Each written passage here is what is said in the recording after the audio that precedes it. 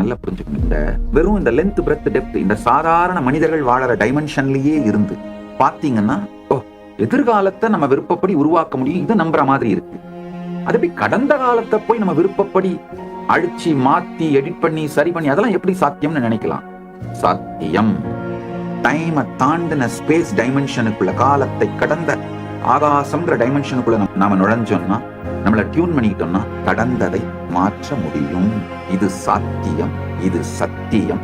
இதை உங்களுக்கு கொடுக்கறதுக்காகத்தான் இந்த சித்ரா பௌர்ணமி வரை சித்திரை பெருவிழா திருவிளையாடற் புராண சத்சங்கமும் ஞான ரசவாத நிகழ்வும் தினந்தோறும் இந்த திருவிளையாடற் புராண சத்சங்கம் ஞான ரசவாத நிகழ்வு நிகழும்.